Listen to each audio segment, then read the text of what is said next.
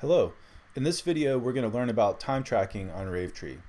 So I've just logged into Ravetree and we're taken to the home dashboard when we first log in. And you'll notice that we've got the My Work Items widget on our dashboard. Of course, you can customize what the dashboard displays, but most users tend to view this widget. This shows me all of my assigned work items. So if I want to start logging time against a work item, for example, this one, I can click on these three dots and then I can spin up a timer, or I can just enter a time log. And let me show you what they both look like. So over here on the right, we have our My Timers widget. So you can see that I've already got a handful of timers that I've already started. And this can be really useful if you work on multiple items throughout the day and you need to kind of jump back and forth between those items and you want to log time as you're doing the work. So let me just click on this one. We're going to start back on this item, and you can see we had already logged some time against it. You'll notice that it tells me when I started the time log. And this can come in handy if you say leave and go to lunch and you forget to stop your timer. This can help kind of jog your memory as to when you had started that timer. So if you need to make an adjustment, you can go back later and do that. And just to be clear, adjustments can be made to time logs up until they're approved. Once a time log has been approved, of course, you can no longer make modifications. But you'll notice also that this timer is in sync with the timer up here. So if I leave the page, I can always see that I'm currently logging time. And then I can click here to view these same timers. Now, let's say I want to kind of jump over and start working on this item. So I just click play, and it paused the one that was previously running and swapped it out with this one. So that's timers. Now the second way that you can log time is by creating a standalone time log. And if we go over here to the blue plus button, and this is where you go to create content on a Ravetree, just click on that and then select time log. And then here, we can enter in some information, did work, put in the amount of time that we logged, and then we're done. Now you'll notice that I can select a work role, and I've selected designer. It will only show me work roles that I have been assigned, and you can have multiple work roles, and each work role may have a billable rate associated with it. And if it does, then of course it'll apply that rate to the amount of time that I've logged and show that in your accounting section. Now this information is hidden for most users because you might not want your employees to know what the billable rate is. But nevertheless, it will take it into consideration if you have added that billable rate. Additionally, you can log time against a project, a work item, or a client. You could select all three, or you could select nothing at all. So if you want to keep track of meetings that you're in, you could log time against nothing essentially. Now, if you select a work item, it will recognize if that work item is a part of a project and autofill that for you. And likewise, if there's a client, it'll autofill that information. So that's a time log.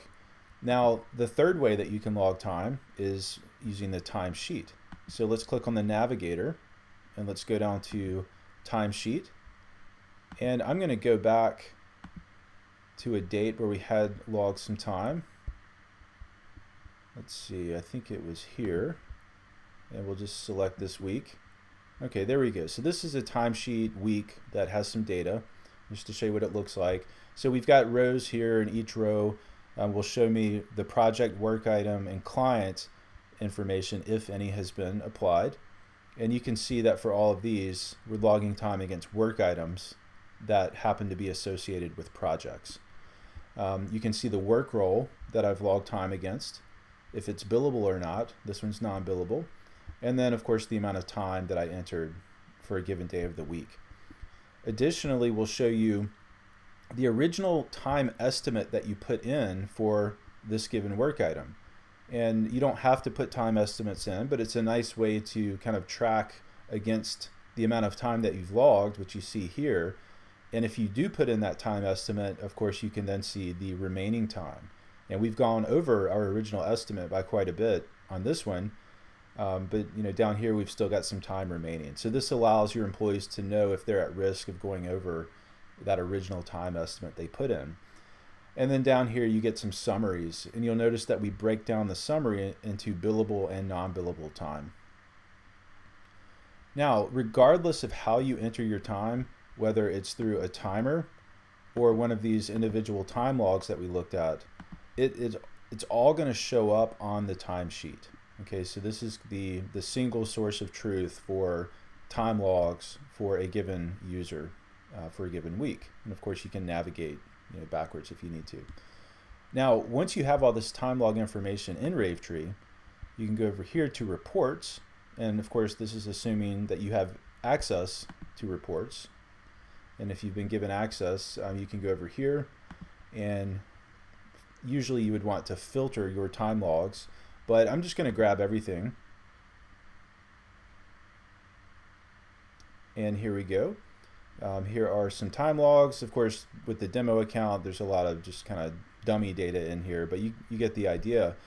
You can see the date the time is logged, the amount of time, the fee that you'd be able to bill your client, and this comes from the billable rate that may have been associated with that particular item, and the cost.